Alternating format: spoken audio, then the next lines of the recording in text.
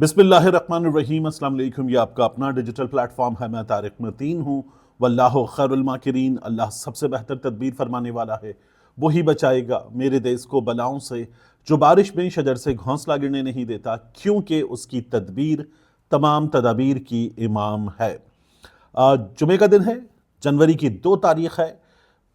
ایران کے معاملے پر، اس کے بعد عادل راجہ، معید پیرزادہ، صابر شاکر، وجاہت سعید، شاہین صاحبائی صاحب وغیرہ، ان سب کے معاملے پر تھوڑی دیر بعد اس کے بعد بات کریں گے۔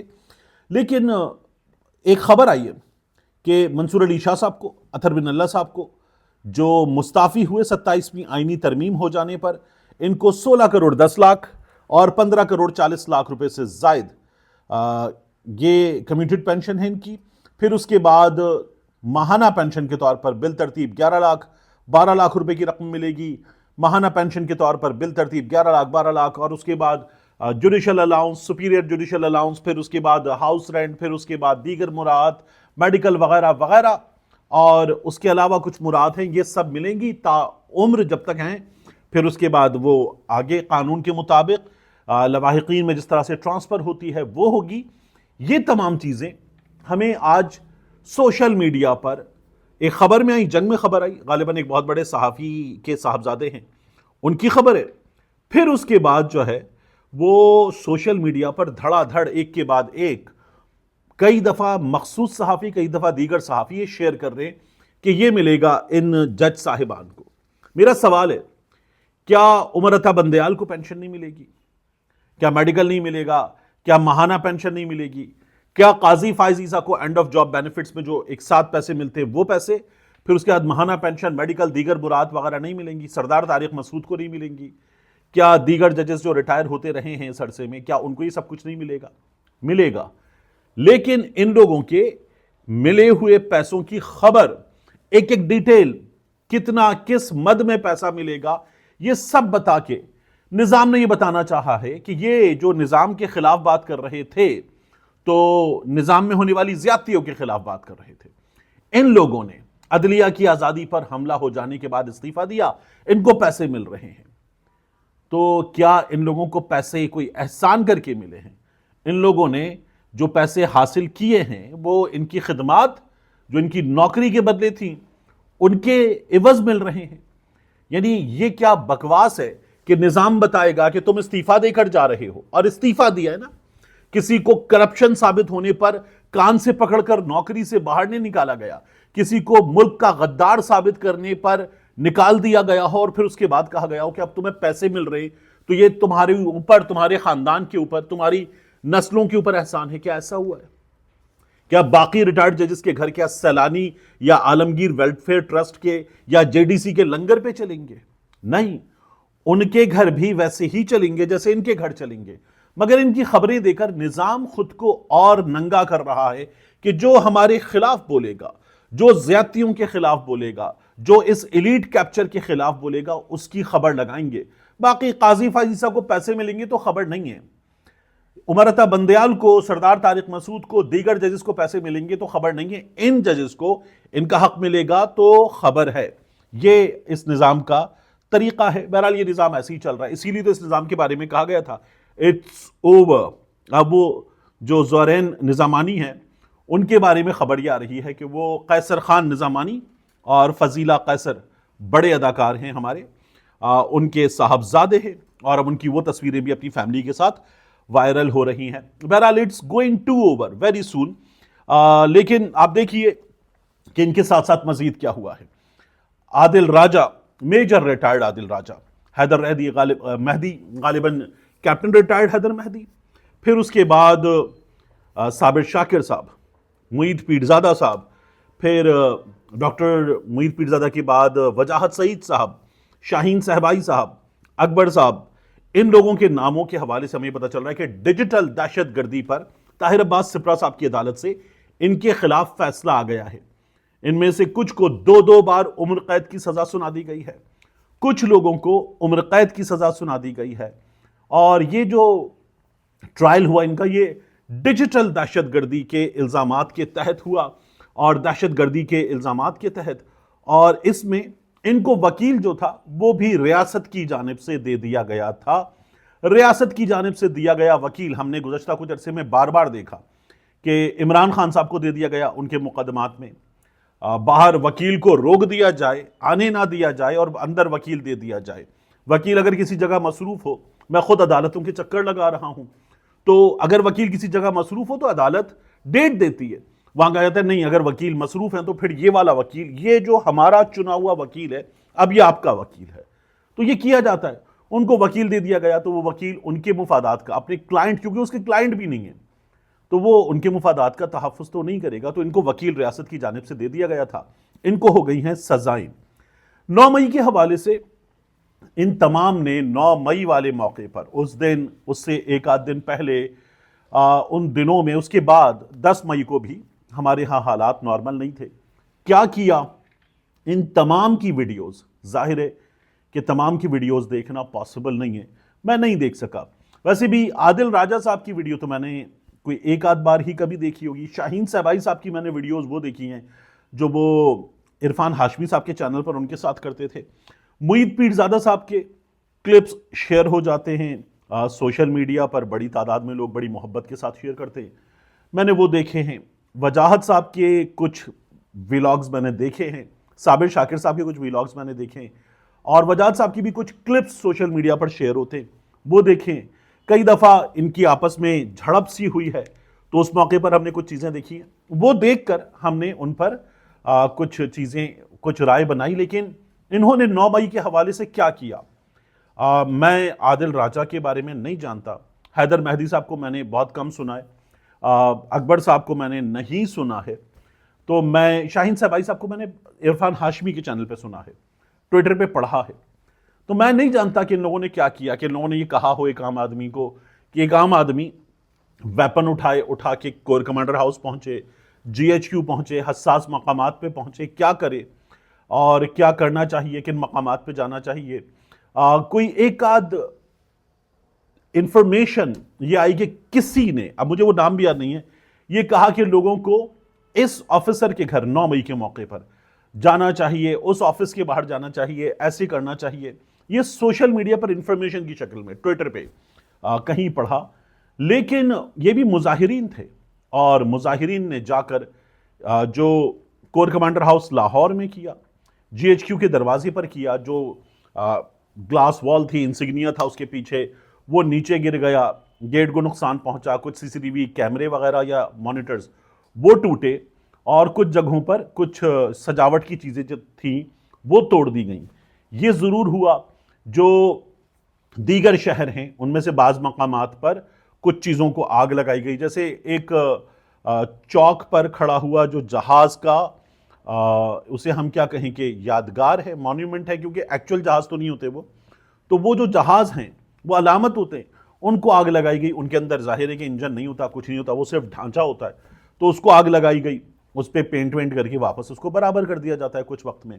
یہ ہوا تھا 9 مئی کو. جو سب سے زیادہ چیزیں ہوئی تھیں وہ ہوئی تھی کور کمانڈر ہاؤس لاہور اور ریڈیو پاکستان پشاور. کیا ان کی تحقیق ہو گئی ہے؟ کیا ان پہ فیصلہ آ گیا ہے؟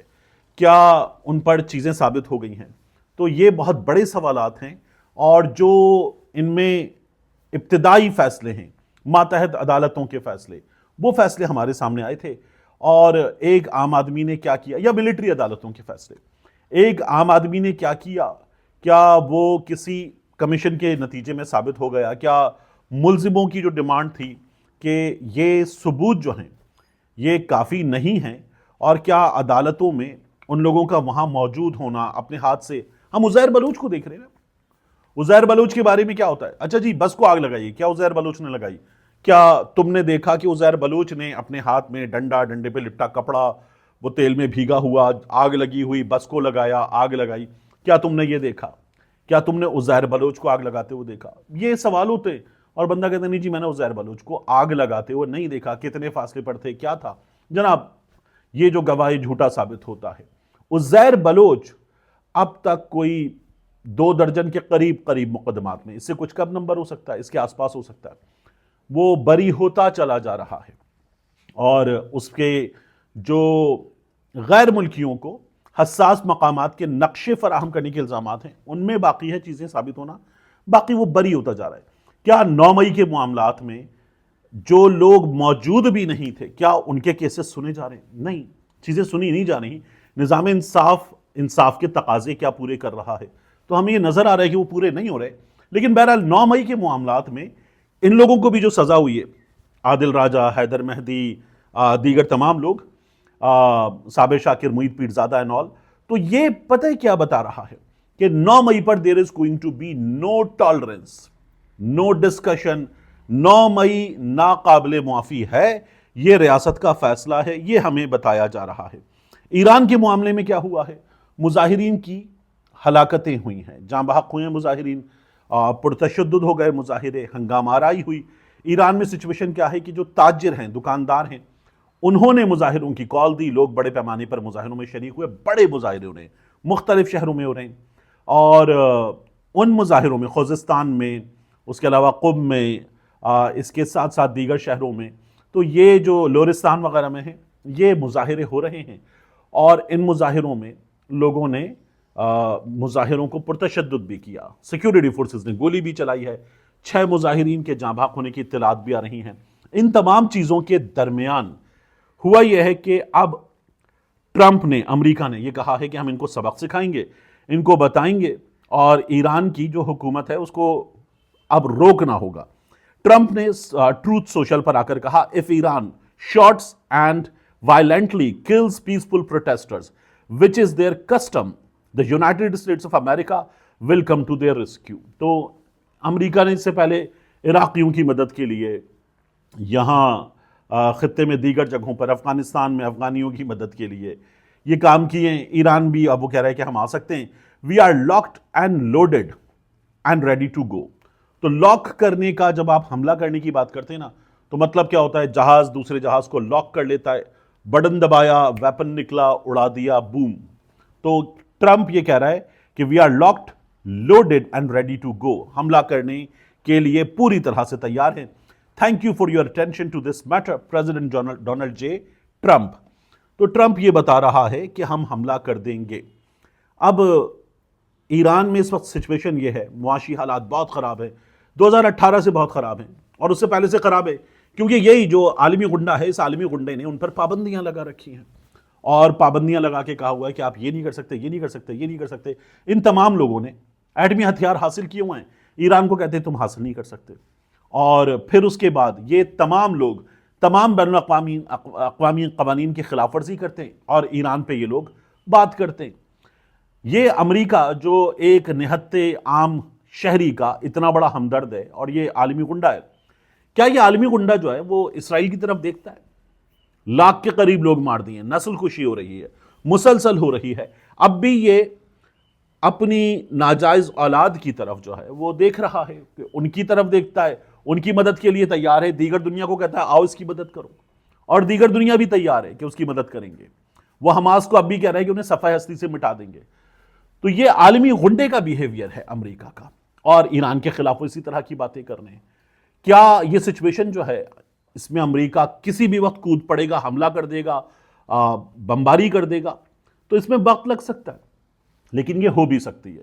اس کا چانس کم ہے، کیونکہ پورا مڈل ایسٹ انوالو ہو جائے گا، اور ایران کا طریقہ بڑا اچھا ہے۔ ایران کا طریقہ بڑا اچھا ہے، وہ کہتے ہیں ٹھیک ہے، آپ ہمیں ماریں گے، ہماری رینج ہے تل ابیب تک، ہم تل ابیب پہ ماریں گے، ہم اسرائیل پہ ماریں گے۔ تو وہ طریقہ مجھے سیریسلی بڑا اچھا لگتا ہے کہ ٹھیک ہے، اف ناٹ یو، تو پھر تمہارا یہ جو چہیتا ہے، لاڈلا ہے، یہ اٹیک کے ہمارے انڈر ہوگا، اس کو پتہ چلے گا کہ ہم اس کے خلاف کیا کرنے جا رہے ہیں۔ یہ والی سچویشن ہے۔ یہ سچویشن مجھے ایران کے اندر چیزیں سدھر جائیں، حالات سدھر جائیں، مجھے زیادہ آگے جاتی ہوئی نظر نہیں آ رہی، لیکن اسرائیل کے طریقے کے ساتھ امریکہ کچھ اندرونی گڑبڑ پیدا کر کے رجیم چینج کی طرف جانے کی کوشش پہلے بھی کی گئی، اب بھی کرے گا، اور یہ ہو سکتا ہے، اس بارے میں آراء آ رہی ہیں کہ یہ کیا جا سکتا ہے۔ آخری چیز، 5 بڑوں کی بات ہو رہی ہے۔ رانا ثناء اللہ صاحب نے بات کی اور کہا کہ 5 بڑے بیٹھیں تو حالات ٹھیک ہو سکتے ہیں، اور حالات ٹھیک کرنے کے لیے انہوں نے شرط دی ہے کہ پاکستان تحریک انصاف ایک کام کرے کہ وہ فیلڈ مارشل عاصم منیر صاحب، افواج پاکستان کے چند بڑے نام اس وقت، یعنی کہ D G S I Asim Malik صاحب، D G S P R Ahmed Sharif صاحب، ان کے خلاف بیان بازی روک دے، فوج کے بڑوں کے خلاف بیان بازی روک دے، ادارے کا ایک ذیلی ادارہ ISI اس کے خلاف بیان بازی روک دے، تو عمران خان صاحب کے لیے جو انصاف کے رستے میں دھند ہے، وہ دھند چھٹنے کا رستہ نظر آنے کا امکان ہے۔ ایک انہوں نے یہ بات کی ہے۔ دوسرا، رانا ثناء اللہ صاحب کہتے ہیں کہ 5 بڑے اگر بیٹھ جائیں تو حالات سدھارنے کے لیے کچھ کیا جا سکتا ہے۔ 5 بڑے کون ہیں؟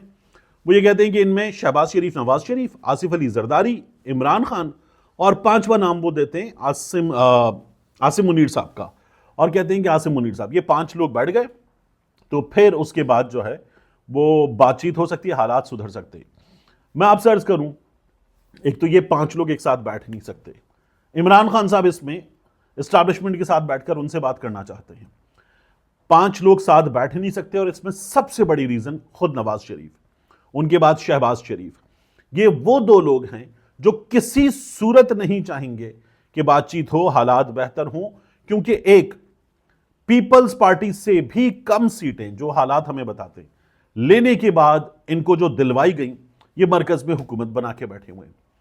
2، یہ لوگ اگر حالات ٹھیک ہو جائیں اور سی بی ایمز کامیاب ہو جائیں اور پاکستان تحریک انصاف اور اسٹیبلشمنٹ کے درمیان جو تناؤ کی کیفیت ہے، محاذ آرائی کی کیفیت ہے، وہ ختم ہو جائے، تو اس کا بینیفیشری کون ہوگا؟